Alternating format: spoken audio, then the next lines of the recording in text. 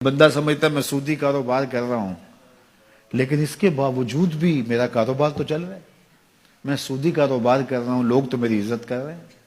مسجد کی کمیٹی کا میں صدر بھی ہوں، میں معززین شہر میں شامل بھی ہوں، لوگ مجھے جلسوں میں مہمان خصوصی بھی بلاتے ہیں، میں ایم پی اے بھی منتخب ہو گیا ہوں، مجھے وزارت کا قلمدان بھی سونپ دیا گیا ہے. وہ میاں اللہ کی نظر میں ان چیزوں کی اہمیت ہی نہیں ہے. یہ چیزیں ہوتی کیا ہیں؟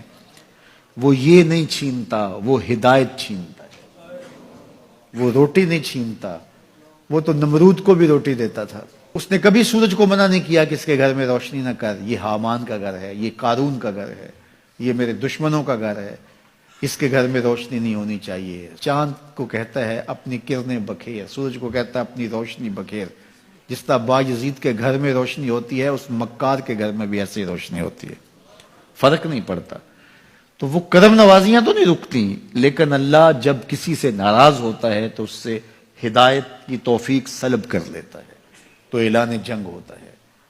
تو پھر وہ ٹکرے بھی مار رہا ہو تو اس کی رسم کی نماز ہوتی ہے، اس کا ماتھا جھک رہا ہوتا ہے، دل نہیں جھک رہا ہوتا، چونکہ ہدایت سلب کر لی گئی. جب اندر سے روح ہی نکال لی جائے تو باقی بچتا کیا ہے؟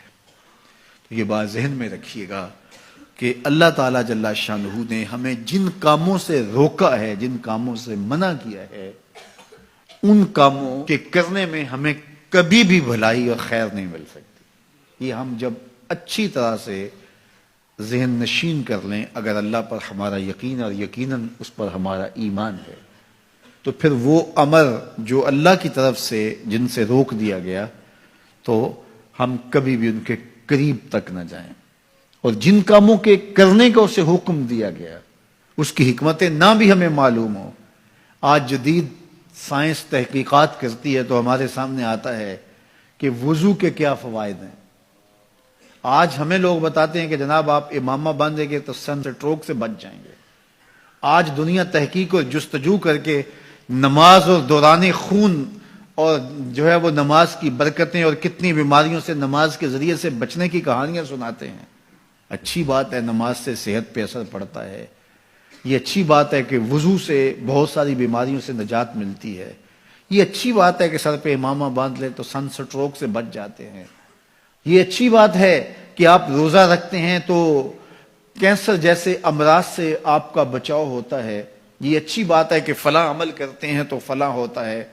لیکن صاحب، ہم سن سٹروک سے بچنے کے لیے امامہ نہیں باندھتے، ہم محمد عربی کی ادا کے لیے باندھتے ہیں. دوران خون کے لیے نماز نہیں پڑھتے، ہم رب کے حضور سجدہ ریزی کے لیے اس کے حضور اپنی نیاز مندیوں کا سر جھکاتے ہیں. تو حکمتیں بھی ہیں، وہ برکتیں ذیل میں آتی ہیں. تو یہ بات ذہن میں رکھیے گا کہ حکمتیں معلوم نہ بھی ہوں تو ہم عمل کرتے ہیں. یہی تو ہے کہ یومنون بال